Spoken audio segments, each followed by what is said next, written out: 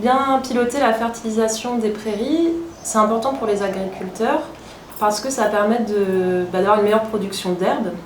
Donc si on a une parcelle qui a une faible fertilité, par exemple en azote, en phosphore ou en potassium, ça peut limiter le rendement. Et à La Réunion, en fait, on constate que la majorité des sols sous prairies ont un niveau de fertilité qui est faible. Donc ça montre qu'il y a des progrès à faire sur la gestion de la fertilité des sols.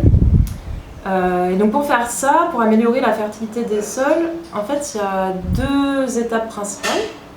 La première étape, c'est déjà d'évaluer la fertilité du sol de sa parcelle. Donc pour ça, on peut soit faire un diagnostic foliaire, donc qui est basé sur une analyse de l'herbe, ou bien on peut faire un diagnostic de fertilité du sol, qui est basé sur un prélèvement de sol de sa parcelle.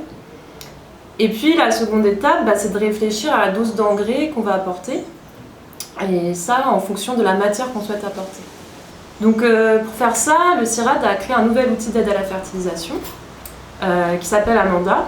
Donc c'est un outil qui est vraiment destiné aux agriculteurs ou aux conseillers et techniciens agricoles. Il est gratuit, accessible en ligne pour tout le monde et il a été spécifiquement conçu pour les territoires tropicaux et en particulier la Réunion et les Antilles. Donc il est adapté au type de sol, aux conditions climatiques et aux cultures de ces îles. Et donc il fonctionne pour différents types de cultures, la canne à sucre, le maraîchage et la prairie. Et donc ce que fait cet outil, c'est qu'il réalise un diagnostic de fertilité du sol et il donne des conseils en fertilisation. Donc si on regarde l'outil, en fait on voit que l'utilisateur peut facilement créer ses parcelles qu'il va retrouver sur son tableau de bord et il va pouvoir avoir accès aux différentes fonctionnalités.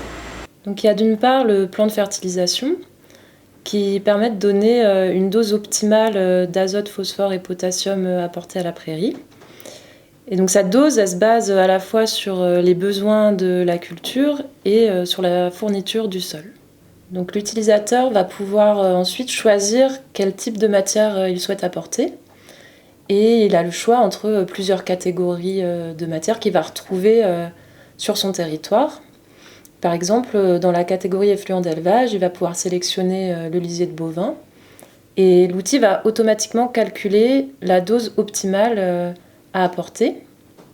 Et puis, il peut aussi choisir le mode d'apport, s'il enfouit ou non sa matière, ce qui va modifier l'efficacité. Et il peut également modifier la dose, par exemple s'il a 20 tonnes, il peut la saisir. Ensuite, l'utilisateur peut compléter avec une autre matière, par exemple ici un engrais commercial, et de la même façon, l'outil va calculer la dose optimale à apporter.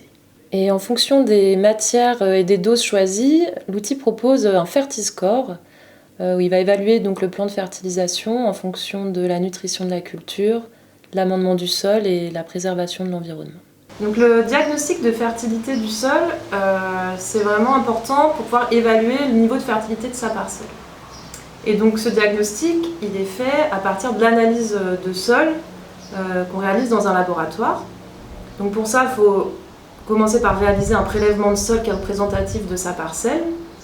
Et donc là, il y a les techniciens de l'ARP qui peuvent accompagner les agriculteurs pour réaliser ce prélèvement. Et ensuite, l'échantillon de sol va être analysé au laboratoire. Donc à La Réunion, c'est possible de l'analyser dans le laboratoire du CIRAD.